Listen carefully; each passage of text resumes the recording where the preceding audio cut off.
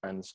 What I've done is I've taken a presentation I've used all over and kind of thought about the Arctic from a circumpolar perspective, a global perspective, and then brought it back home to implications for us here in the state and certainly for Fairbanks.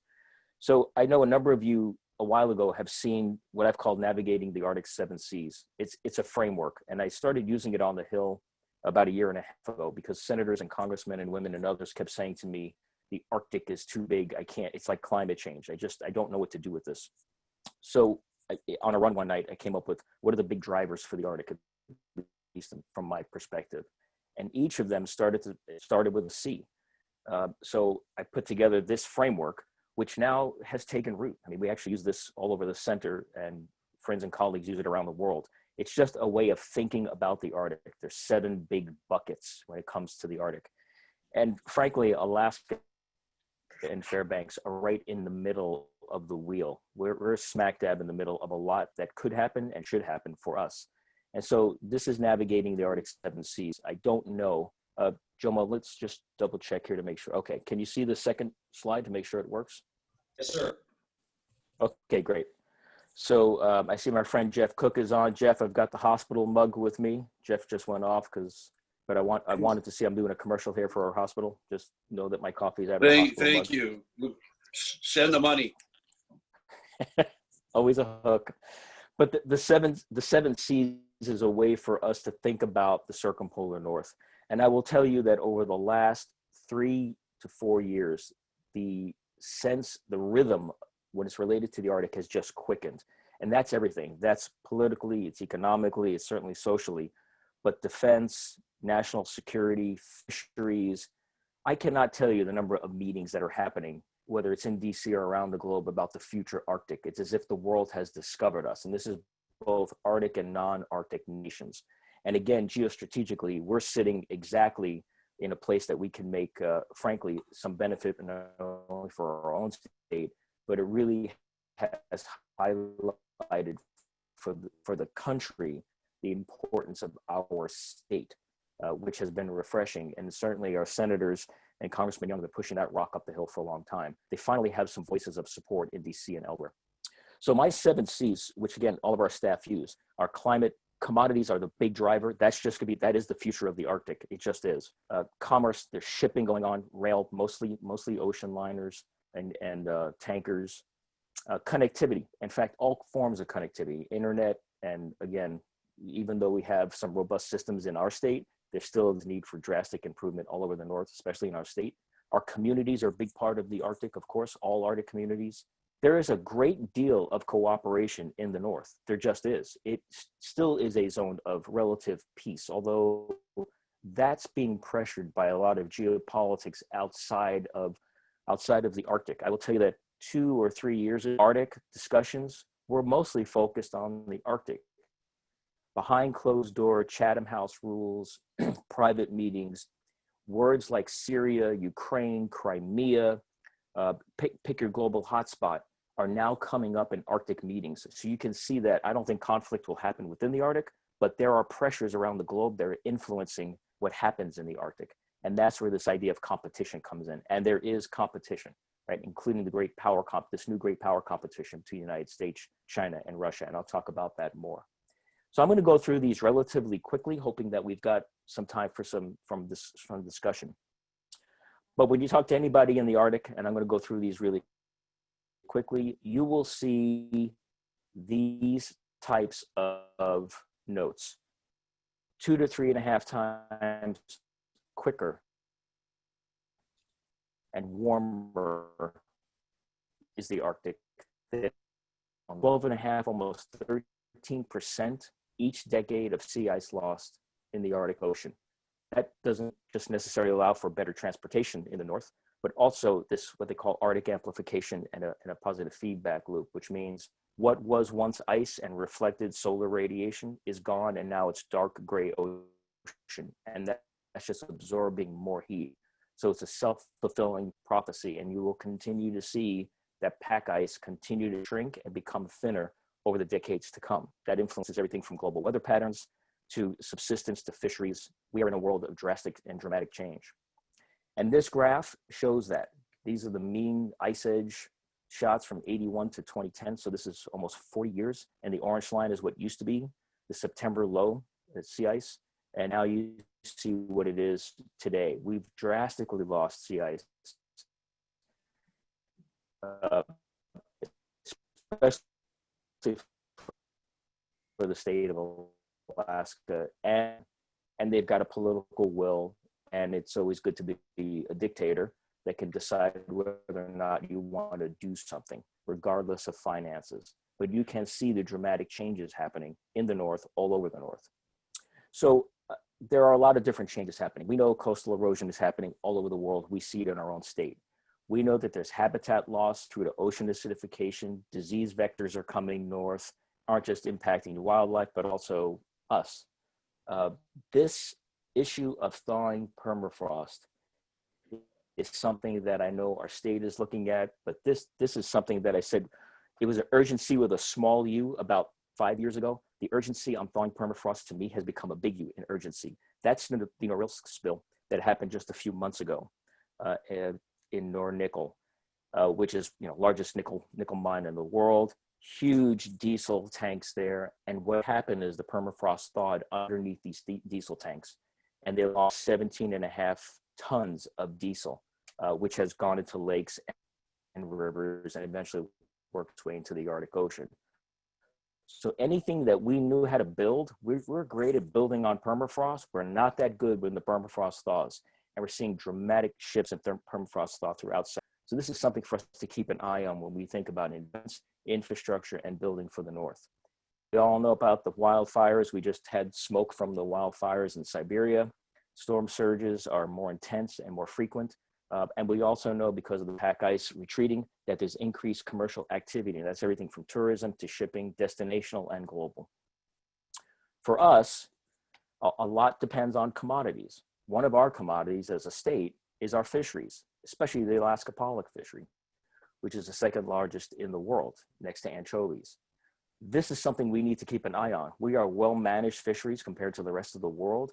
This is a most valuable commodity and will continue to be a valuable commodity. When you talk to the Asian countries, they talk about they want to stay in the future Arctic, but it's a lot to do about fisheries and protein, because they need to feed their people, and they are all looking north, whether it's Singapore or Japan or China. We fish in our EEZ, our exclusive economic zone. What's interesting to flag, I think, for every Alaskan, especially for our state, is the fact that the Russian Federation is considering opening up their pollock fishery in their exclusive economic zone. But that's in the Chukchi, and these pollock don't know Alaska from Russia. And so if they decide to open their fishery, that could impact our own pollock fishery in the other countries in the North and non-Arctic nations, high Arctic, where the ice cap still is, for the next 10 or 12 years. There's an agreement in place, needs to be ratified by China. They've agreed to it, where there's a moratorium on fishing in the Central Arctic Ocean, because we simply go into force. Even the EU has said that they would sign on to this, simply because fish stocks and other resources are moving north. So we talk about oil and gas all the time, but for us as Alaskans, we should watch the fisheries issue as other countries move north to get protein. Hey, Mike. We have seen. Dr. Sfraga? Yeah. I'm afraid you broke up just a little bit during that portion of the discussion. What was the agreement? Yeah. What is the draft agreement by title, and who are the potential signatories? Yeah, I can't hear you at all now. Well, We seem to. we seem to have had a mic. How about now? Ah, there you go. Yes, sir. Can you hear me now? Yes, we can hear you now. Open. Yeah, we're losing you. Why doesn't everybody try dropping their camera and see Okay. bandwidth?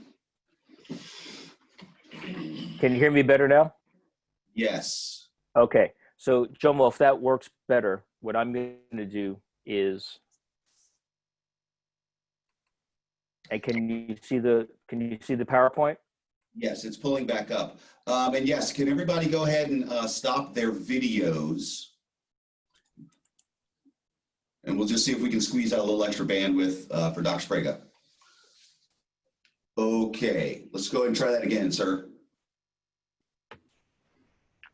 Okay, so what I was talking about is called the Central Arctic Oceans Fisheries Agreement. And I can send all of this to you, Jomo. This Okay. is an agreement by China and the European Union. They've signed on to an agreement that puts a moratorium on fishing in the Central Arctic Oceans, the high seas, where it's non-regulated, no claims yet. And that's for at least a decade plus, so that you can have sound scientific research being done to understand what fish stocks, what species are in the Central Arctic Ocean, so that it can be better managed. And China is the last country to ratify that. They will be a signatory, they will ratify it. And then once that happens, there's a concerted international scientific group together that will then survey the Central Arctic Ocean to understand better what's in that particular area. Right now, we manage that in our own EEZ, as do the Russians and the Canadians. But this is an international effort to understand better what's happening in the Central Arctic Ocean, basically in the high seas. Okay, thank you, sir. Okay. Maybe also it would be helpful. I'll just slow down here a little bit. The other commodities that are driving interest in the North are oil and gas. We all know this. We know that there is significant oil and gas throughout the entire North, but there's also something I think that we need to think about as Alaskans, as the rest of the world thinks about it, is that the Arctic is also rich in minerals, metals, and other rare earth minerals like palladium, all the things in our cell phones. And China has a corner on that market. Between 80 and 90% of the rare earths are owned in some way by China.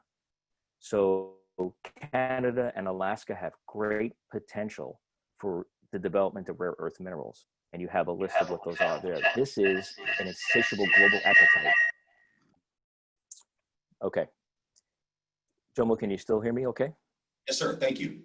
Okay, I'm gonna go through this relatively fast. So basically what you have on commodities is you have climate as a driver. There are technology innovations that are happening throughout the entire North that are being put into place. There are global commodity demands. I mean, even though oil is depressed, there's still a need for it, along with all of these other resources. And you will see the future of economic growth in the Arctic being based on everything before: the climate, the technology, and the global commodities market. And that will spur shipping and shipbuilding, which is what we see today. We see the South Korean shipyards pumping out ice and forced LNG tankers that are used by the Chinese and the Russians in the Northern Sea Route. That's the future of our Arctic. And this is what a lot of us hear about. If you look, is emblematic in my particular take of the new North, the Russian Federation's northern, and President Putin has put all his eggs in the Arctic basket. Mike, we missed He has challenged that country. missing it. We've lost you again, Mike. Can you hear me again? Should we have him Oh, turn can it you hear it now? Yes, How about now? we do hear you. Yes. Okay. All right, good. Well, we'll just keep, I'm on satellite, so we'll just keep going here and see how well it comes off. Anyway, you've got a picture of this graph. The key here is that at least 20% of the Russian GDP and 30% of their exports are coming from the Arctic. And if you use the Bering Strait, Northern Sea Route, and Bering Strait tanker route to bring oil and gas to markets in Asia, look at how drastically you can cut shipping time, which means money. But the Russians and the Chinese have proven that you can make that 16 days, which is a great return on investment. And so it's never going to rival the Suez Canal, but it sure as heck is going to make things better when you want to ship Northern Sea Route down to markets in Asia. And you will also note the international investments in the Russian Federation. Even though 50% of the Yamal Peninsula, which I'll talk about in a moment, is owned by Novatek, the Russian company, 20% of that giant complex is owned by Total, the French company, and about 30% by the Chinese. And the Chinese will continue to invest in the Russian Federation. That is a marriage of convenience. They are not allies. It is a partnership. The Russians need cash, and the Chinese need to continue to pull resources from around the globe. When I talk about the Yamal Peninsula, this is what it looked like. This is the northern coast of Russia. And it looked like a runway. And when you see why the Yamal Peninsula is so important to the Russians, not only is it destinational shipping in their own Russian Arctic, but it's also a way to cut down on transportation, mostly to Asia, that blew years ago.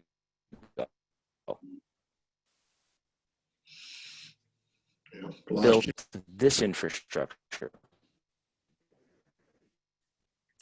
Okay, I'm hoping you can hear me now. You're kind of coming in and out, Mike. Do you want to try? Oh, hold on one second, Mike. Do you want to go ahead and just try the phone again? I know it was a bit garbly when we first tried it this morning, but we're missing a bunch.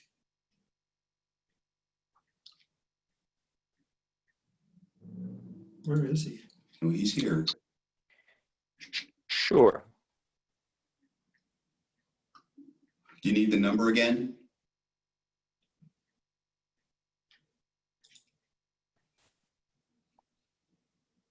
Your phone's not plugged in. This one here needs to be plugged in? No. Wow. Oh, that's unfortunate. Can you hear us, Mike?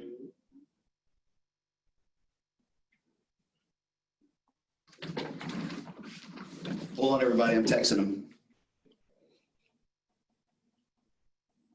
Ah, he says dial-in.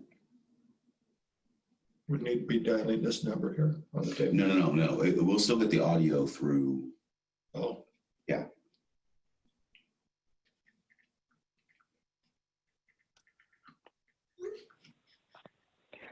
Jomo, can you hear me? Yes, we hear you. Okay, so I just stopped my video feed. Okay, so Is that helpful? We can hear you now. It's hard to tell, Mike. You've been coming in and out on a fairly regular basis. Okay. All right, well, this is, I can also dial in from my landline if this isn't working. Okay, well, let's go ahead and let's see how this works. And if Okay. you could pick up one slide. Let's go back to that. Okay. No, there it is. Okay. So yeah, now we've got the now built out Yamal. 2 slides. Okay, do you have that? Yes, sir. The built out? Okay. Well, let's just suffice it to say within a decade, that's what they have done. From nothing to one of the largest industrial complexes in the Arctic. And Jomo, let me know if you can hear that. Yes, I hear it. And we just switched over to the built out Yamal. Okay. Satellite view. Now you should see the next C, which is connectivity. Okay, we're a little bit delayed, but it is moving forward.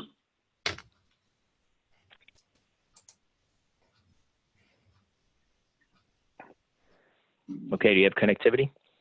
Yeah. Yes, just arrived. Okay. Great.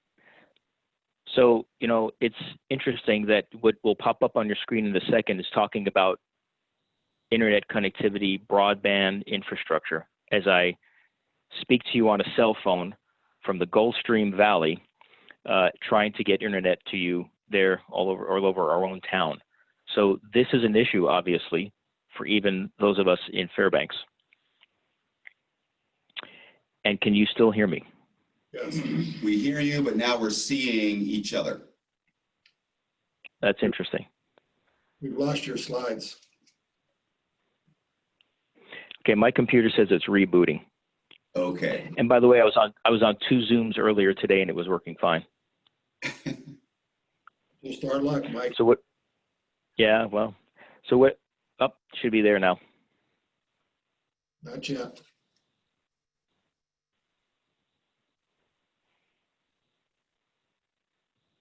How about now? Yes, just showed up.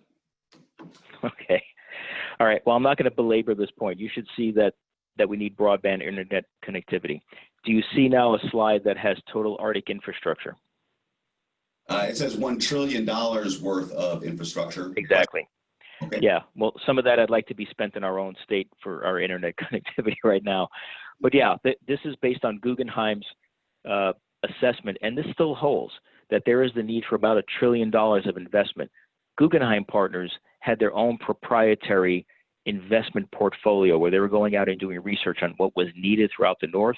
They just transferred that to our program. And at the end of this month or beginning of next month, we will have up online and available an interactive website that will allow people to see what infrastructure is in place and what infrastructure is about to be built. And it's all open source, where we have a whole team working on that. Jomo, you should now see a list of, or 3 different images, one of the potential port out in Nome, internet connectivity. Do you see that? Sure. Okay, good. So these are the big projects. I think we should cheer on that deepwater port in Nome. There's a reason why. The Army Corps of Engineers last month made the recommendation that they build that port out in Nome for not just cruise ships, but also could park a gray hull out there, as Senator Sullivan has asked us to look at carefully. It is good for search and rescue, commerce. The Bering Strait has become far more geopolitically sensitive, and we need to have our own homeland security capacity out there. Also to monitoring ships and fisheries. We have no deep water port in the entire state of Alaska. We absolutely need one. We also need, obviously, internet connectivity, but these are part of the big infrastructure projects that I think we need to be looking at. We need to be looking at them because we are isolated. There's only 4 million of us above the Arctic Circle, but I don't know how communities in this day and age, as I speak to you on my cell phone, advance any part of the Arctic without having reliable and redundant internet connectivity for homeland security, national defense, and just commerce. And there's different Arctics. These cities are all at more or less the same latitude, but they look very different. I mean, the Russian Arctic continues to look very different than Reykjavik or Reykjavik or anywhere else in the north. And when you want to know why the Russians put so much emphasis on on their Arctic, well, their northern fleet in the Kola Peninsula and Murmansk is based out of there. Their entire DNA is built on the Arctic. It just simply is. It's a very different perspective than us. And of course, our communities are under pressure, right? Small communities like Newtok. Climate change is real. And so we need to think about how we may have to relocate many of our villages. And when you think about a place like Shish that has gone through dramatic changes, and hopefully, Jomo, you can now see me switch from Newtok to Shishmaref, but just in the last few years, how much coastline and environment they have lost. And this is happening all over our state, and it's happening all over the Arctic. Despite some serious competition issues and some real competition issues I'll talk about in a moment, the Arctic still remains relatively peaceful, but there is a great game going on, somewhat like the Cold War. It's a little bit different because we have non-Arctic players, but the forum for international cooperation remains the Arctic Council. This is a consensus-gained body. There are 8 Arctic nations that are at the core of the Arctic Council. It remains strong, but it has some pressure on it. Many people would like the Arctic Council to begin to think about security issues, which I do not think is a good idea, and I'll tell you about that in a moment. But if the Arctic Council sticks to many of the things I just talked about, the environment, commodities, international agreements, that's probably the way to go, because it is the only, it's one of 2 forums where we actually talk to the Russian Federation often. One is a space station. The second is anything related to the Arctic. Interesting here is there's 8 Arctic nations. There are permanent participants, but there's over 30 observers. They don't get a vote, but you would wonder why Singapore and South Korea and Japan would want to be at the Arctic Council. Well, it's because everyone's looking north, whether they have equities in the game or they want future equities like resources and fisheries. And some have just incredible research capacity, like the United Kingdom, like India. You'll see that the interest in the Arctic just continues to grow. In the last few years, multiple agreements have come out, good agreements, search and rescue, the Central Arctic Ocean's Fisheries Agreement. So again, this urgency and this rapidity in the Arctic, and of course, as Alaskans, we have an equity in all of that. Whether or not we think it impacts us, it simply does. And I will tell you that we're not going to go to war, I don't think, over who owns pieces of the Arctic. This will all be adjudicated in the UN. If there's a conflict, it likely will spur from something outside of the Arctic. But there are international law that will dictate who owns which pieces of the Arctic. It will take a decade or more, but these are scientific claims to the Arctic. You will note that you have to be a member of UNCLOS in the UN Law of the Sea Treaty, and the United States is the only country that has not signed on to this, along with other folks like Iran. But you can't make a claim to the scientific to the bed of the Arctic Ocean without putting a claim in, and your claim will not be reviewed unless you have signed on to this agreement. The United States thinks that the agreement ties our hands in some ways. That is a long, protracted discussion, and probably a discussion that is a whole other presentation. But know that there is a process for claiming right up to the Central Arctic Ocean, and it goes through the UN. This perhaps has been the most dynamic issue, this idea of great power competition. The Chinese, the Russians, the US, the Brits, the Norwegians, everyone with some serious firepower has been venturing into the Arctic, even NATO, in a substantial way. And Jomo, you should now see a submarine coming up through the ice. Do you see that image? Yes, sir. Okay, good. But to understand what's happening in the Arctic, it's not just a rush to the Arctic. It's in response to bigger, broader geopolitical issues here. Russia sees the sea ice retreating from their coastline. That used to protect them. And I hopefully I can still. It's rebooting, Jomo. Hang on. Okay. It should be there again. Is it there? Not yet. All right. Hang on. You should keep your computer up to date, Mike. This computer is 6 months old. I mean, again, this is okay. It's perfect for the discussion, as far as investment needed. Yeah. We're back yeah. to Well. Okay, you're back to that slide. Well, this is why I've been yelling about Arctic infrastructure for a long time. Okay, not to belabor the point, but there is a lot happening between NATO and Russia. The Russians have seen their back door open up, that ice is no longer there. That alarms them because they have significant assets militarily, but also their economic breadbasket is the Arctic. And so that is why you see them building. But in order to understand the bigger context, understand where each country is at. Okay, Russia, in using game analogies, plays the game survivor. I mean, they don't have a big diversified economy. There's 150 million people and they have nuclear weapons. General Petraeus calls them a gas station with nukes. Not so much, but nevertheless an important country. But they literally are trying to play the game survivor. They are trying to take every resource they have, natural resources, and get them out to markets. So they're just trying to hang on economically. China, totally different. China plays the game go. This is long-term geopolitics. Their Belt and Road Initiative from Africa to the Arctic, they play a game which is you invest and you have resources from around the globe all coming back to the Middle Kingdom, and they will wait you out.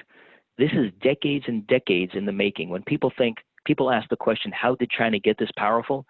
This has been a frog boiling in a pot of water for several decades. It has been incremental and purposeful. The United States, we think in 4-year election cycles are bumper stickers, where the Chinese take a long-term view. And frankly, a playbook. They've taken our playbook. Think about the Marshall Plan. That's what they're doing. They're building roads and hospitals in Africa, on and on and on. Okay, for the United States, and by the way, none of this is pejorative. This is just my analogy.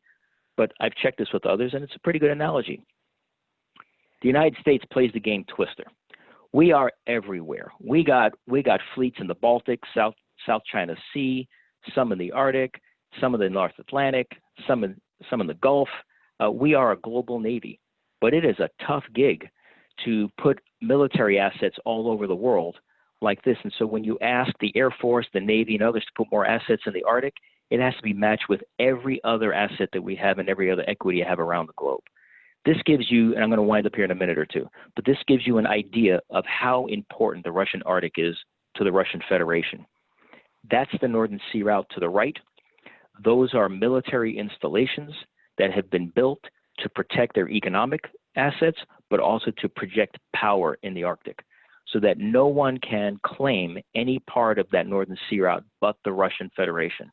This has been purposeful, and it has been significant. It's the resurrection of old Soviet bases, but brand new bases brought in from the Franz Josef Land, which is all the way to what would be above the Kola Peninsula, Norway, Sweden, Finland, all the way, which they call the Bastion, the Murmansk Northern Fleet, all the way to the Bering Strait, including Wrangel Island, which is a stone's throw from us.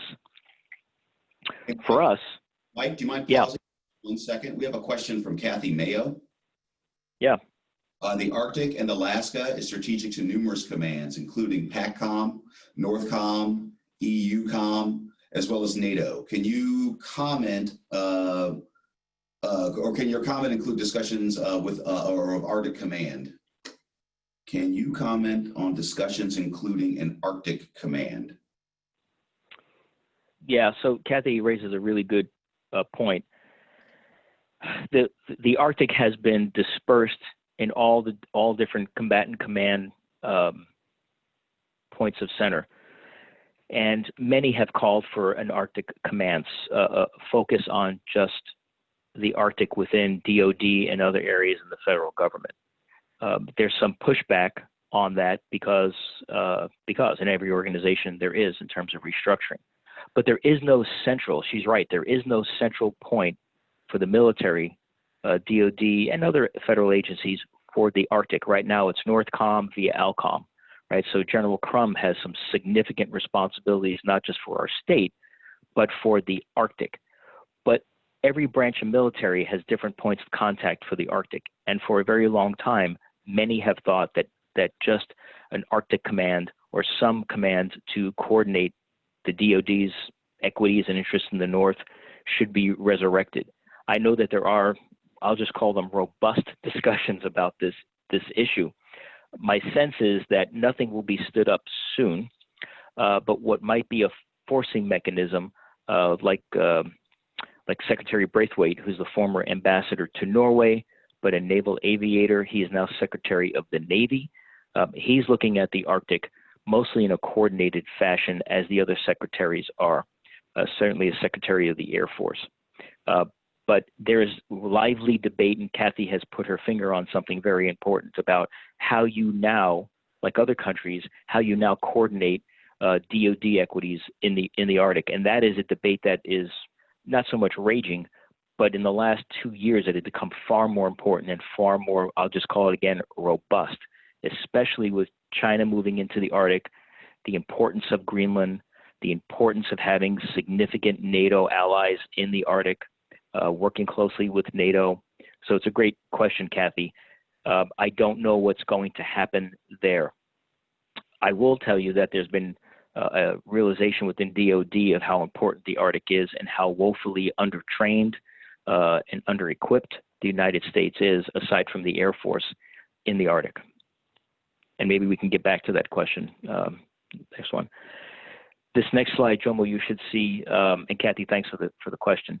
This next one is just a few of the assets that many have within DoD, Homeland Security, DOT have talked about, all of which put our state in the center of the future Arctic for the United States. And my answer to all of those is yes, we need all those things and more. And we can talk about those in a bit. What you see in the lower right-hand corner is Greenland in the Thule base. This is was welcomed by many of us. This is the new Air Force strategy for the Arctic. They correctly point out they're almost 80% of our assets in the Arctic are Air Force. They've got incredible responsibility, breadth, and depth. What you don't see on this is a significant submarine assets that we have in the Arctic and elsewhere in the world. but this gives you an idea of what the Arctic looks like from a military standpoint and a defensive standpoint, including Norway, Sweden, and Finland, and our NATO allies, and why so important is Greenland to our own country, and of course the Kingdom of Denmark, but how important they are to the U.S. There's about 4 slides left, and I want to go through this very quickly. But what will be coming up on your screen are all things that have happened in the last year or so. This is what I talk about, the sense of urgency, and a lot of this is DoD related.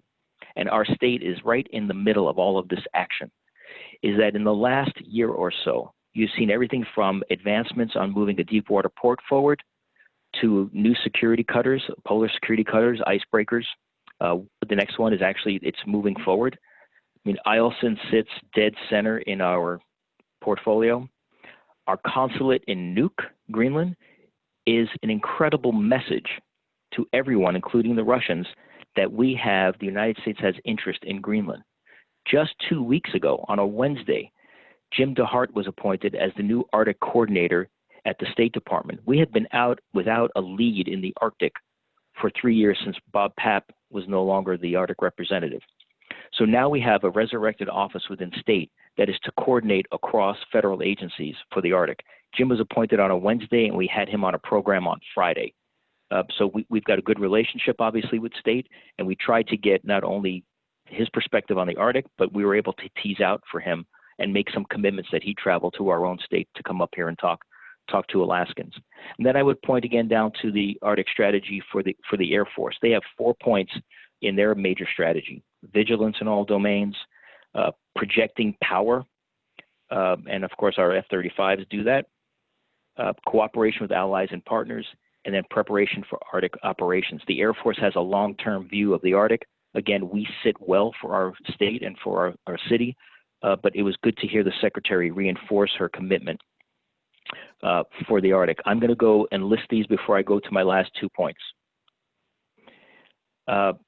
All of these points are spot on and being worked on by many people on the Hill, within the federal agencies, and certainly us at the Wilson Center. You see that there is a quickening of interest in the Arctic, a quickening of action in the Arctic, and that's why I think our state needs to be front and center, whether it's in DC or up here, because there is so much happening, and if we are not engaged in that discussion, simply the Arctic will move forward without us. But there's so much going on in each of those bullet points. And then I'm going to go back, these are the last 3 slides, to something I showed this group a couple of years ago, and I had built for me about 10 years ago, when I was talking about infrastructure, but also about the future Arctic. We could see this coming and how little infrastructure we have in our state to serve our own state, but also fit into the new Arctic. But a number of years ago, Jim, I showed you these on a laptop, an older laptop, several years ago. But I had an idea, and the idea was someday we could look like this. And here it is. Quintillion is in. There could be a port out in Nome. If there's a port out in Nome, it's interesting to leverage that to Red Dog. It would be interesting to leverage it with icebreakers. You see my graphic art from a long time ago. There could be, if you have a port in Nome, for a lot of reasons, including security reasons, it makes the railroad from Nome to Fairbanks a little bit easier to think about with all of those resources and commodities out there, but then you have a network. And before there was an A2A rail or any of that, my idea was you might be able to hook it to a railroad. And all of that makes Fairbanks the middle of the wheel for a lot of reasons that many of us know, including to spur economic development. It certainly would be in the nation's interest to have a far more robust network in our own state. And that's what it could look like all the way down to Anchorage.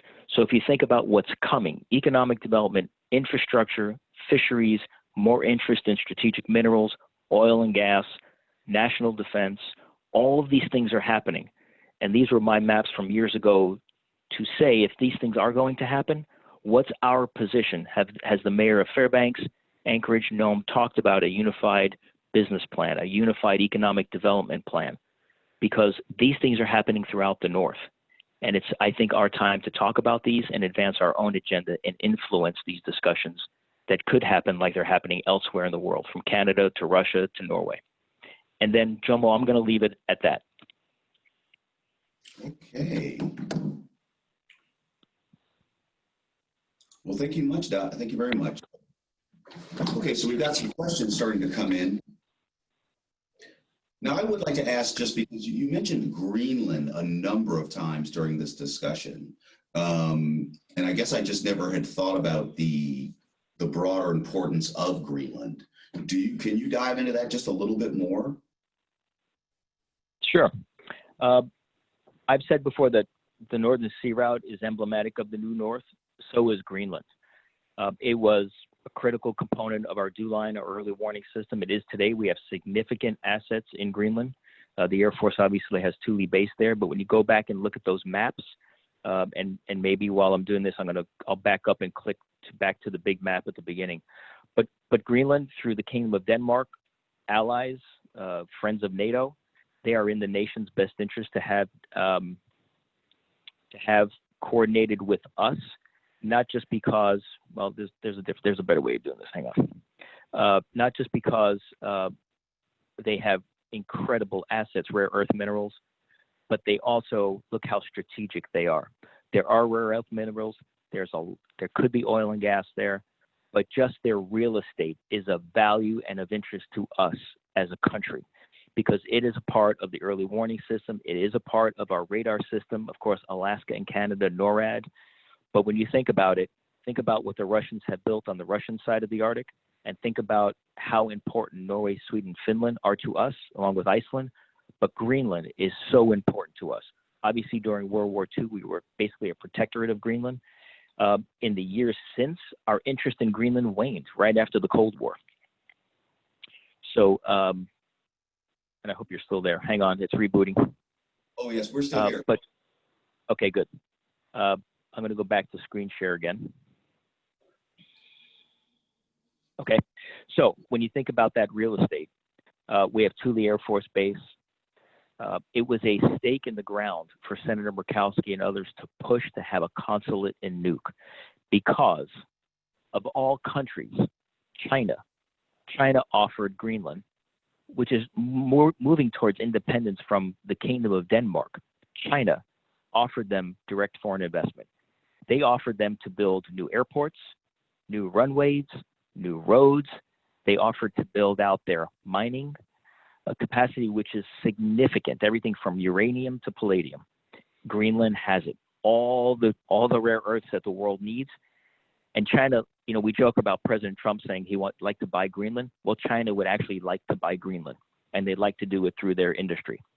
That's why it's so important. And that's why you see a consulate in Nuuk. You see a reaffirmation by the Air Force to build out Thule. You see a reaffirmation by the Kingdom of Denmark to build airports that they can use dual use for tourism. You see a reaffirmation from allies to invest. They would like to invest. Greenland would rather have investments from the West than from China, because when you invest with China, you have major issues about capacity to someday end that relationship. And countries around the world are finding that out. We go by the rule of law. China will play with it as long as it is in their best interest. But the interest in Greenland, it is geopolitically strategic, obviously, but it's a counter to China. And my friends in Greenland have played this quite well. They have said, we are open for business, and if China wants to invest in us, we'll take it. To which the United States and the allies rushed in and said, no, we'd rather do that. And putting a consulate in Nuuk was incredibly important as a signal to the rest, to Denmark and Greenland, but also a signal to Chinese and Russians that the United States is in Greenland to stay. That's why Greenland is so important. So it's not that there was like a physical risk of a Russian invasion so much as people buying influence, commercially gaining influence in that real estate. Yeah, the Russians have no interest in look, they own half of the Arctic, and they're interested in that seabed which they're going through the UN. This was simply a counter to China's growing interest and influence in the Arctic, and it was economic. There are mines. The Australians have some significant assets there. One or two of the companies, the Chinese have some sub-investments in those, but they do not own outright mines. And the Kingdom of Denmark has stepped in a number of times to stop some transactions, like buying an old military base in Greenland that the Chinese were about to buy.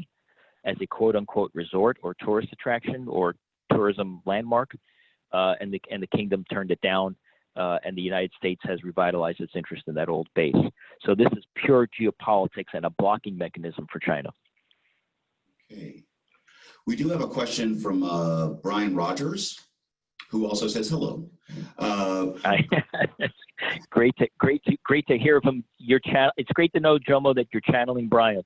Yes.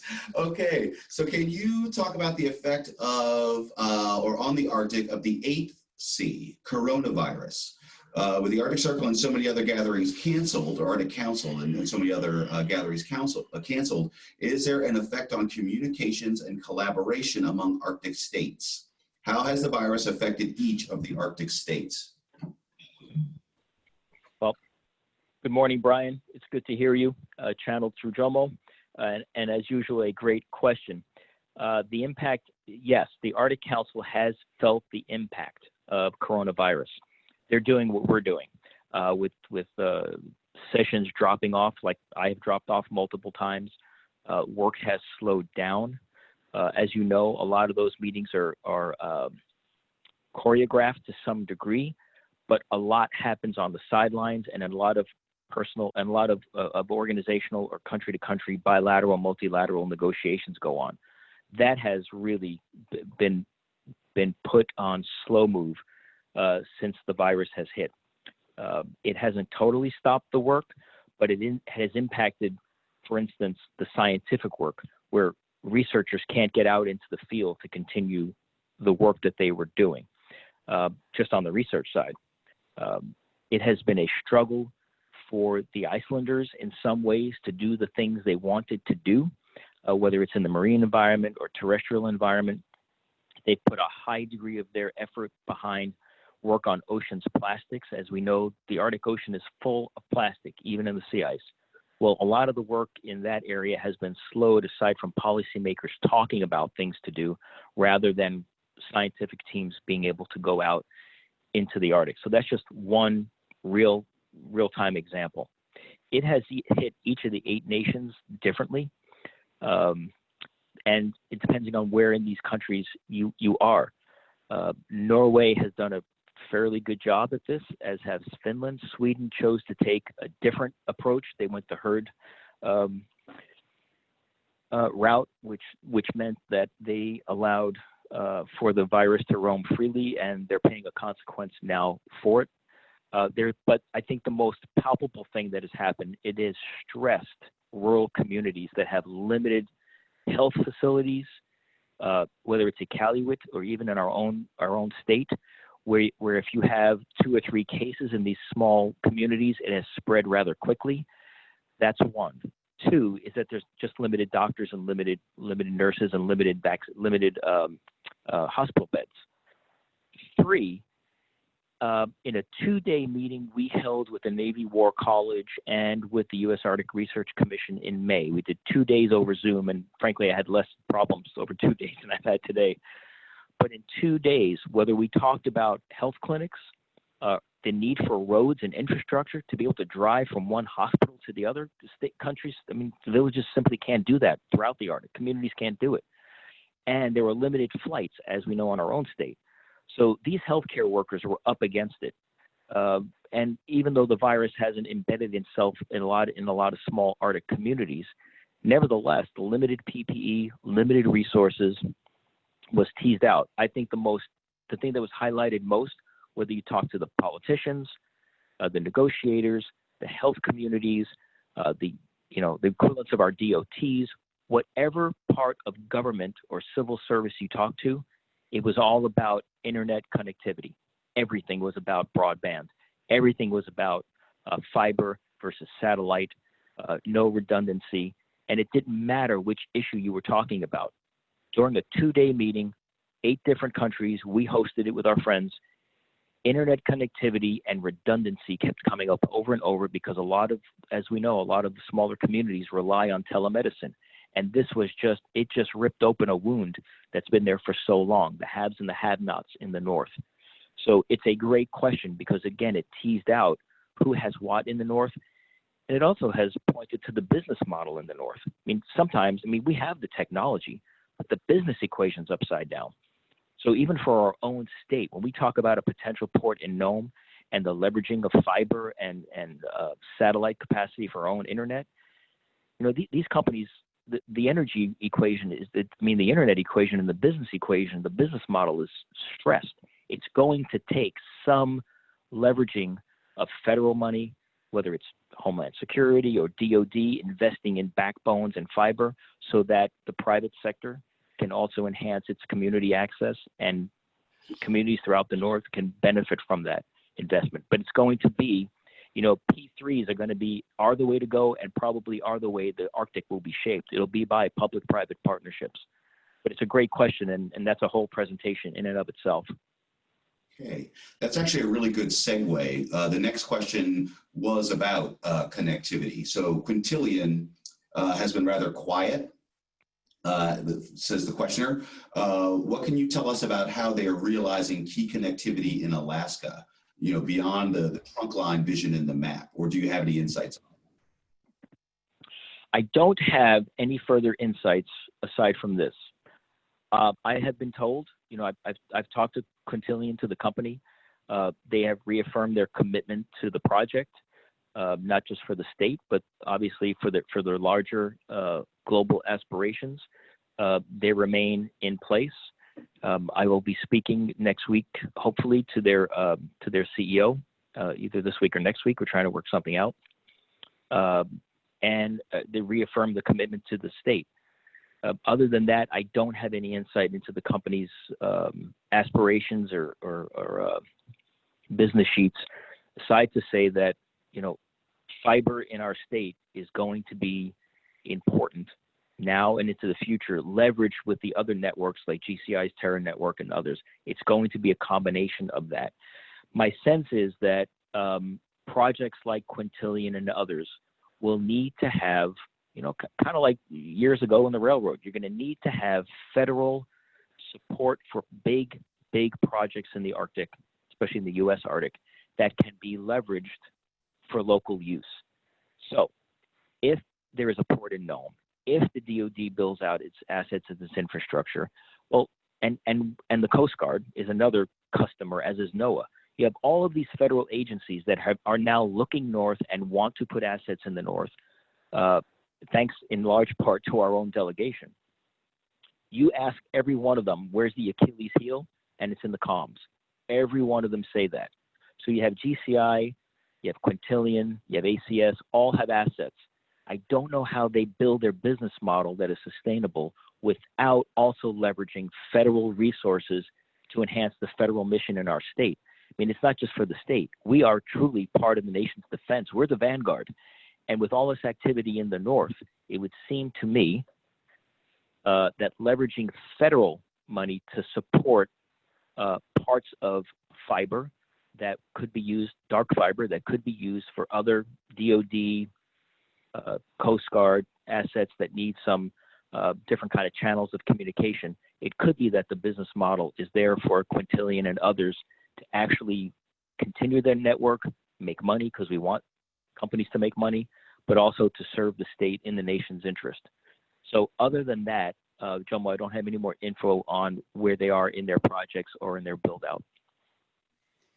Okay, well, you raise an interesting point, and actually it's kind of scattered throughout the presentation. We are at a disadvantage against, say, the Russians or the Chinese in that they have command economies and that they have leaders who can direct state investments. Pre-pandemic, how do you feel like we were doing as far as getting the federal government, positioning the federal government and other free world governments to make the investments necessary in the Arctic? Again, pre-pandemic, were we getting close? It depends. Closer. You know, for Norway, absolutely. The investments are there. Obviously, they got $1 trillion in what looks like their permanent fund, but you know, their economy is coming out of the oil industry in their Arctic. So the investments were there. Iceland was making investments with China, by the way, Chinese investments in their infrastructure and their tourism. Canada was looking at mineral and resource development, but suffers the same tyranny of distance that we do. For the US and Alaska, pre-pandemic, yes, there were different parts of the federal government and different parts of the private sector that were looking north. Ours has been built on oil and gas, and maybe LNG will be part of our future. What has been interesting is the infrastructure is driving rare earth minerals. There's been an awakening, I think, in DC of how important, again, geostrategic Alaska is. And so the investment discussions over the last year pre-pandemic have been about rare earth minerals, have been about building infrastructure in our own Arctic, and have been identifying what we don't have. Like, you can't have a viable Arctic-based tourism, ship-based tourism, without understanding the coastline. Hell, we still don't, only 5% of our Arctic, depending on US Arctic, depending on who you talk to, is built to modern standards. We need charting. We need to, if we're going to do cruise ships and tankers and ship things from ports and along the Bering Strait, we still don't have adequate charting. So there's an understanding that before industry can flourish, you need to have investment in very basic infrastructure foundations like charting. So there was move on A2A and a rail coming north. That was based on moving natural resources. There was interest in a port in Nome.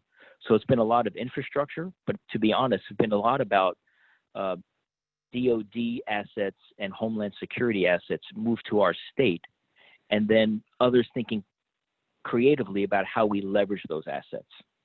But a lot has been, again, on the national security paradigm. It's been on fishing stocks. It's been on rare earth minerals, and just simply building an infrastructure so that, for us, so that we look more like a state that's connected than not connected. But it was just beginning. It was actually starting to turn.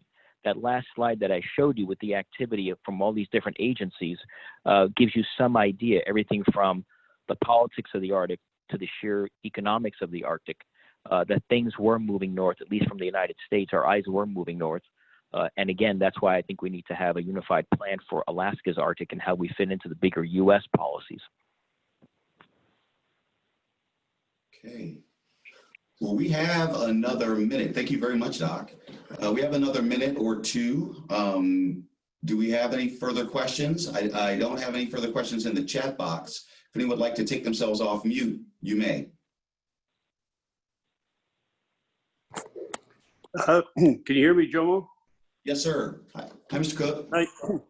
Yes, in view of Mike's comments about connectivity and the challenges we've had, I would suggest, if you haven't had the head of ACS and some of the communication companies up and talk, it would be a good idea. As you might know, over 2 weeks ago, we had a 14-hour outage of everything ACS has: hardline,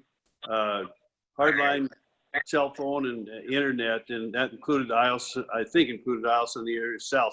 I haven't had the courtesy yet of an explanation as to why, but I think Mike makes a good point of connectivity, and if we just sit around and wait, it isn't going to happen. It's very woefully inadequate in interior Alaska. So anyway, thanks for bringing that up, Mike, and a suggestion on future programs.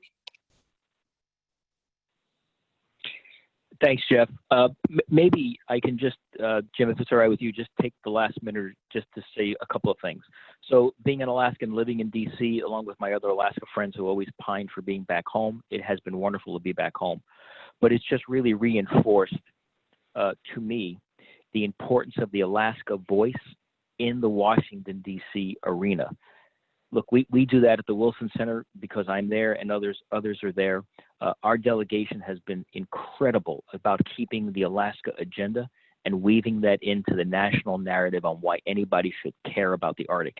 And these 7 Cs are just ways that I spend hours on each of these Cs, so we just blew through it. But I think the time has come for us to have sort of our own vision for our state and find those touch points that we can leverage, like the significant work that General Crum is undertaking in Anchorage for our entire state, for ALCOM and for NORTHCOM, like supporting NOAA and their request for charting of our own state, our own coastline. We should be neck and neck with them in that fight. Like a port in Nome, we simply need that. And I think it's in Fairbanks's it's in our best interest to support that because of what potentially could be for us connections throughout the state. I think it's important for us to push on the connectivity, as Jeff just talked about. Without that, we're not going to have economies that will last in our own state. And I think it's important for us to be aware of the larger geopolitics here. The Chinese will not invade the Arctic. They will simply try to buy pieces of the Arctic. Their fishing fleets will move north. And if we don't have manageable regulatory capacity in place along the Bering Strait, we will not have a good handle on who is fishing where on our own fishing stocks. And we will not have the connectivity for the Coast Guard for search and rescue. The Coast Guard needs significant investments in comms. That's in our state's best interest. So I can almost go through every federal agency and show you why Alaska should care and why we should have a plan for each of those to influence what happens. It simply can't be up to Senator Sullivan and Senator Murkowski and Congressman Young. And I think it needs, and this is me included, this just needs far more Alaska voice and more influence. And I know there are a lot of good people working on it. But I would just tell you that the Arctic's time has come, and in my mind, Alaska's time has come once again, and we should leverage the interest and potential investments in our state because of the very real long-term interests of Arctic and non-Arctic nations in our territory. And as that sea ice continues to melt, there will be more and more activity in the north.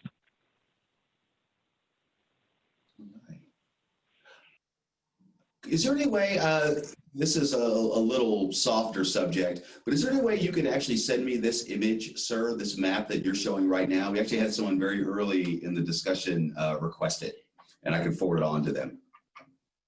Sure, I'll send it to you after this. We don't have this presentation. Not physically. Oh. He's driving the bus. Okay. Do we have any further questions for the good of the order or from the group? Jim? Mike, I guess we don't have your presentation. Were you going to share it with the group, or is that not so? Yes, I will. I'll send it over to Jomo. It's a huge file, Jomo, so I'll get it to you on a thumb drive, and then you can use this however you would like. Perfect. I see that. Oh, Go ahead. I just saw that Gene T had taken himself off of mute. Go ahead, Jane.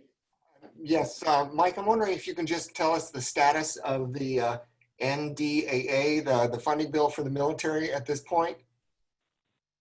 Yeah, Gene, it's good to hear from you. Still being worked by our delegation and others.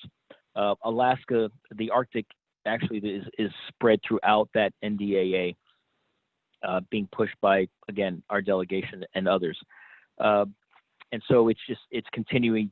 It's continued to work through the mill. I don't know where it's going to land, but I will tell you that there are Alaska and the Arctic are spread throughout that, especially on obviously DoD assets up here in the state and elsewhere, including things like a Ted Stevens Center for the study for Arctic Studies that has been brought up by our delegation. But my sense is, knowing that the Pentagon's interest in ensuring that we have military assets in the North American Arctic to include revitalization and more support for NORAD, ALCOM, and our interests in Greenland, that at the end of the day, there will be more investments in the North. I simply don't know how it's going to land. Part of this has been looking at the bigger geostrategic geopolitics of the world. This is where it impacts us. Gene, I've been involved in discussions where people in the room have talked about the need for more Arctic investments, but then rightfully, leadership has countered with, we understand that, but we've got hotspots in the Baltic, we have hotspots in the South China Sea, and how do we balance the Arctic, which isn't a zone right now of major conflict, but we have major issues elsewhere in the world that are of conflict or could be, especially South China Sea. A lot of folks have made the argument that if you look at the Indo-Pacific, South China Sea, North Pacific, Arctic, that's one arc of interest for the United States that goes into the Arctic. And so in the NDA discussions behind closed doors and obviously in public, the Arctic has been a big part of that. It's spread out throughout it. and we're all watching and waiting to see what happens there. But it's nice to see at least a recognition of the importance of our state and the words Arctic in that bill. Thank you. I'm sorry, I can't be any more specific than that. We're all watching.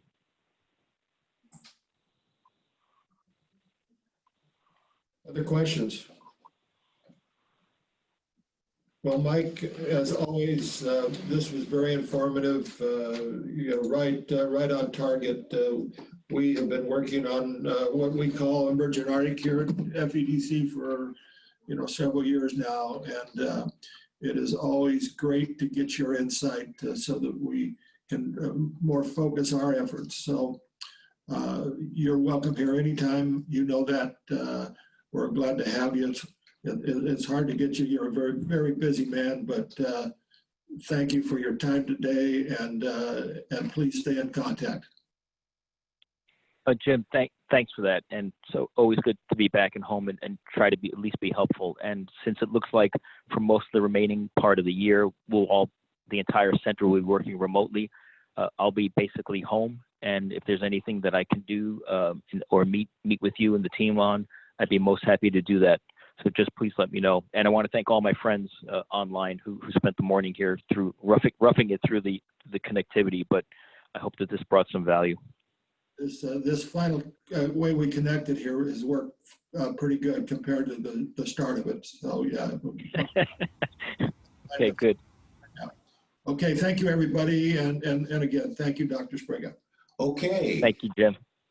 And just so everyone knows, a little heads up, we do have a meeting scheduled for next week. Our guest is going to be for sure City of Fairbanks. As you all know, they had some local CARES funds that were in their control for their own distribution, and they have been doing so. And so we're going to get an update regarding the City of Fairbanks, at least, local COVID relief program and how that's been going. I did try to schedule with the borough. They weren't sure they'd be ready by next week, but I will circle back around with them to see if they want to partner back in. But at a minimum, yes, we're going to hear an update regarding the city's CARES fund distribution. All right. Well, thanks a million, everybody. Great as always, and we will hear and see you next week. Doc Sfraga, thanks a million, boss. Jobo, it's always Mike, and thank you. Sir.